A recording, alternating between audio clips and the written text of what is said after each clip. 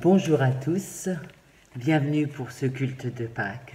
Christ est ressuscité, il est vraiment ressuscité.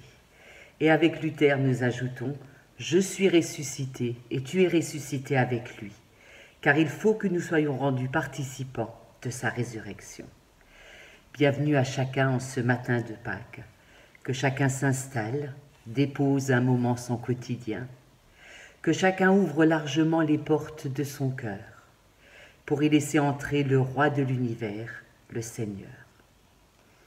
Je vous propose de chanter au numéro 483, Jésus sort de la tombe.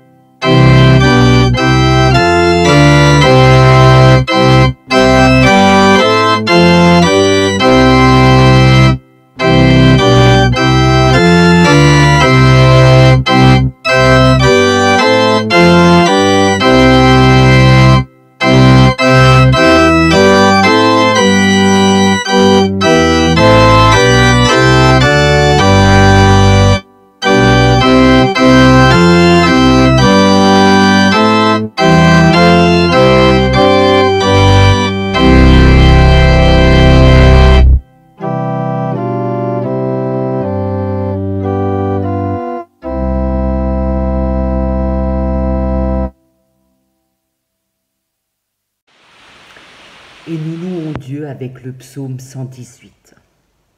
Dites merci au Seigneur car il est bon, et son amour est pour toujours.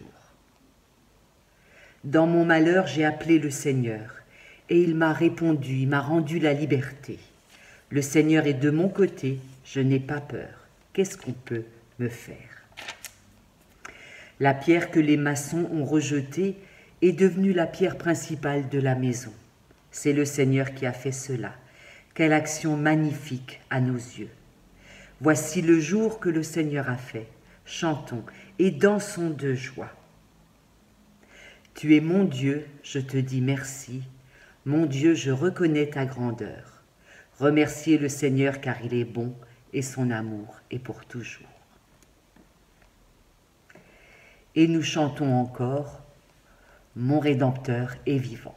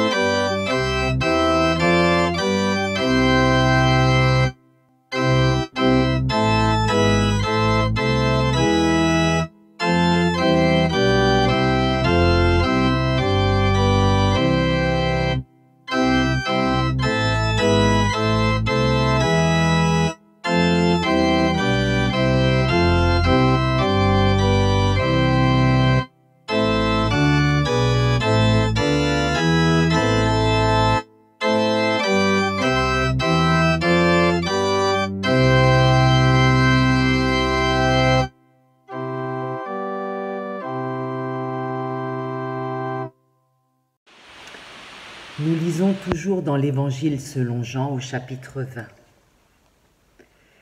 Le dimanche matin, très tôt, Marie de Magdala part vers la tombe. Il fait encore nuit. Il y avait une grosse pierre à l'entrée et Marie voit qu'on l'a enlevée. Alors elle part en courant. Elle va trouver Simon-Pierre et l'autre disciple, celui que Jésus aimait. Elle leur dit « On a enlevé le Seigneur de la tombe et nous ne savons pas où on l'a mis. » Pierre et l'autre disciple partent, ils vont vers la tombe. Ils courent tous les deux ensemble, mais l'autre disciple court plus vite que Pierre et il arrive le premier à la tombe. Il se penche et il voit les bandes de tissu posées par terre, mais il n'entre pas. Simon-Pierre arrive après lui, il entre dans la tombe, il regarde les bandes de tissu posées par terre. Il regarde aussi le linge qu'on avait mis sur la tête de Jésus. Ce linge n'est pas posé avec les bandes de tissu, il est enroulé à part, à un autre endroit. Alors l'autre disciple, celui qui est arrivé le premier à la tombe, entre lui aussi. Il voit et il croit. En effet, les disciples n'avaient pas encore compris ce que les livres saints annonçaient. Jésus doit se relever de la mort. Ensuite, les deux disciples retournent chez eux. Ce matin, avec Jean, nous avons encore une manière bien particulière de nous parler de la résurrection. Cet événement fondateur et fondamental du christianisme nous est présenté par Jean comme l'histoire du vide. Il n'y a rien, le tombeau est vide, et Jean se contente de nous dire cela. La nature a horreur du vide et nous aussi, nous passons notre temps à remplir nos ventres, nos esprits, nos maisons, nos placards, et nous détestons et fuyons tellement le vide que même nos vacances, qui sont pourtant le moment privilégié pour laisser la place à rien faire, eh bien même ce temps-là, on le comble de toutes sortes d'activités, parce que franchement, de quoi on aurait l'air si on avait passé nos vacances à rien faire, alors qu'on aurait pu faire toutes sortes de sports et aller visiter des tonnes de choses. Le vide, c'est ce à quoi Jean nous confronte ce matin. Témoigner du vide, comment c'est possible? On n'est pas les premiers à avoir des difficultés avec ce concept et avec ce témoignage si difficile. Jean nous dit ce matin que les trois personnages qui se trouvaient à la tombe ce matin-là ont eu bien des difficultés, eux aussi, à faire quelque chose, à comprendre ce vide. Comment on peut témoigner du vide?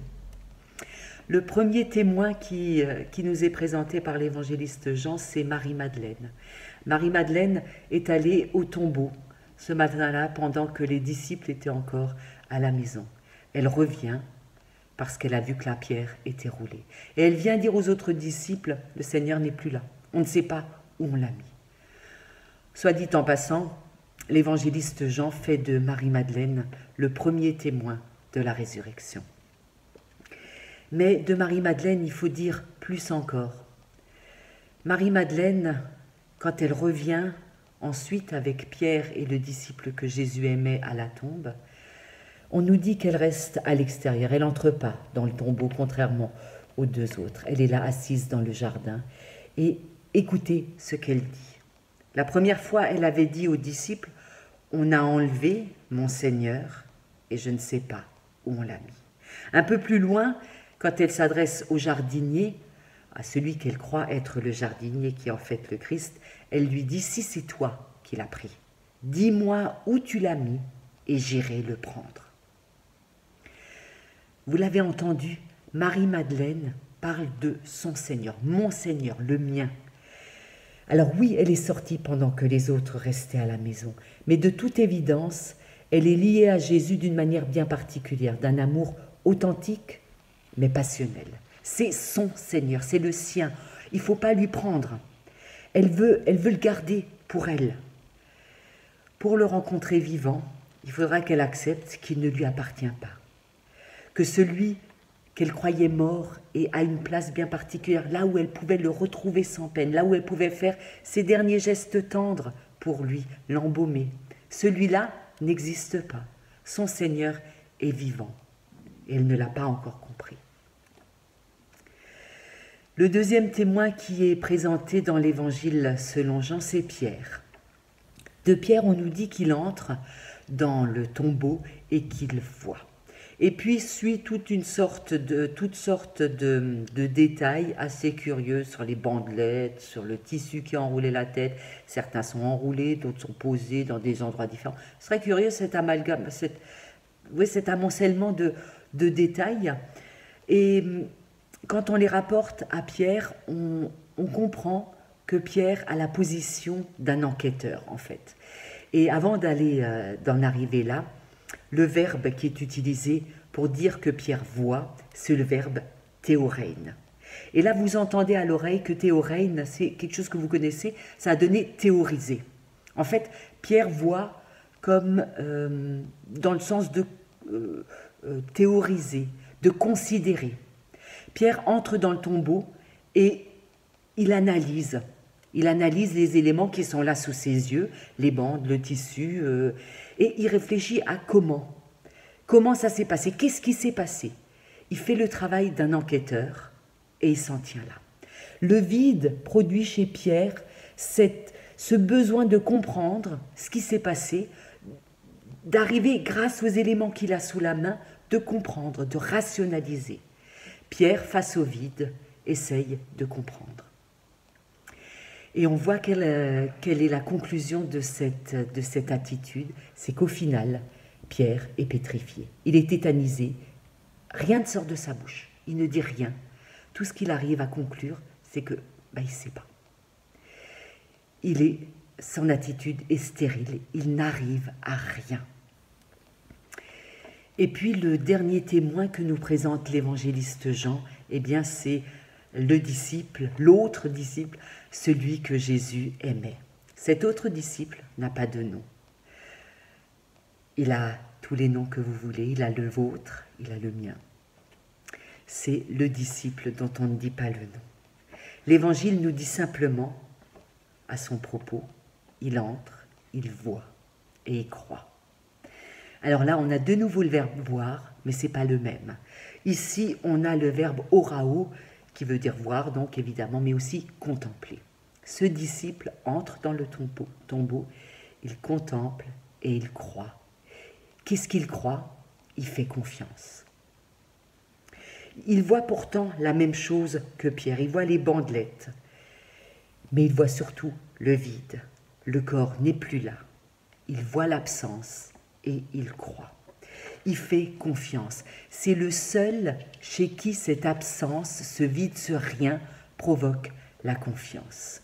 Pendant que Marie-Madeleine se lamente dans le jardin, pendant que Pierre est tétanisé, l'autre disciple croit.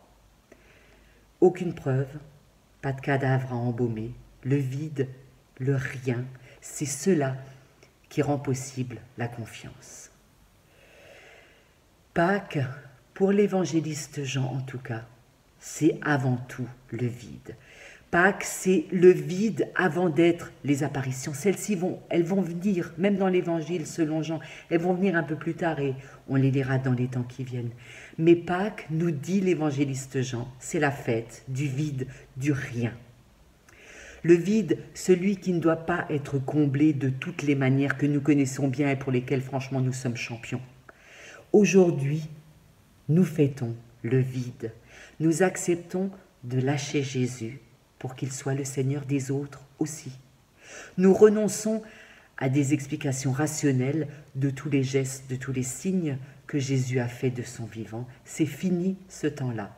C'est fini d'essayer d'expliquer de manière rationnelle ou logique ce que Jésus a provoqué à ce qu'il a fait de son vivant.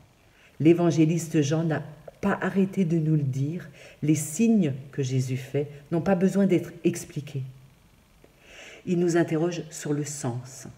Et ce matin, encore une fois, Jean nous dit, c'est quoi l'essentiel? C'est quoi le sens que vous entendez derrière tout ce que Jésus a fait? Quel est le sens, la signification que nous donnons aux événements? Aujourd'hui, le vide, celui que Jean met en lumière, aujourd'hui, le vide nous invite à la confiance. Il nous invite à entrer à notre tour, voir le vide et croire, faire confiance, tout simplement. Entrer dans nos tombeaux, réaliser que le Christ n'y est pas, qu'il en est sorti, et que c'est ce vide-là, précisément, qui rend la vie possible. C'est quand on affronte le rien, quand on réalise ce que le vide nous invite à entendre, à comprendre, que la vie démarre.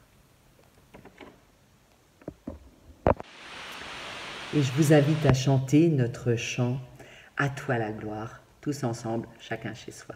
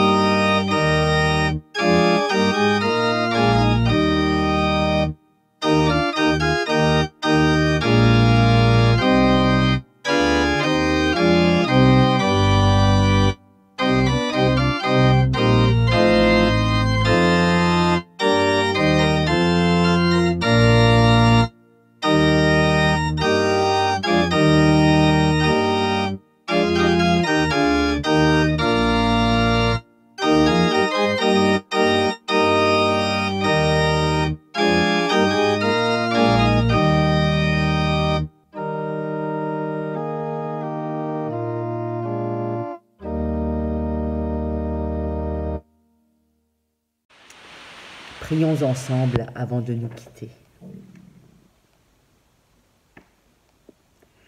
Seigneur Jésus, toi qui t'es levé dans l'aube de Pâques, toi qui portes en tes mains la lumière, toi qui fais lever sur notre terre un jour nouveau, toi qui nous veux auprès de toi dans la joie rayonnante, avec nous, devant nous l'avenir tout neuf de la vie immédiate et de la vie éternelle, nous te prions. Fais-nous connaître le secret où tu nous attends. Dévoile à chacun de nous l'aube qui est au fond de la nuit. Entends notre prière pour toute la terre, pour la paix, la justice et la liberté des hommes, pour le renouvellement et l'unité de ton Église, pour que chacun de nous te cherche et te trouve. Seigneur Jésus, nous te prions. Et tous ensemble nous disons: Notre Père qui es aux cieux, que ton nom soit sanctifié, que ton règne vienne, que ta volonté soit faite sur la terre comme au ciel. Donne-nous aujourd'hui notre pain de ce jour. Pardonne-nous nos offenses, comme nous pardonnons aussi à ceux qui nous ont offensés.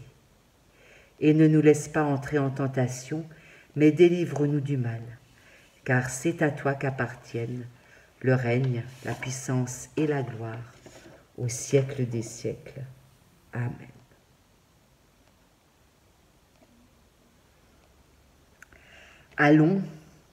Allons porteurs de cette bonne nouvelle. Allons en paix et dans la joie. L'espérance que le Christ ressuscité a ouverte pour nous et pour tous les hommes nous accompagne sur tous nos chemins. Amen. Très bonne fête de Pâques à chacun de vous.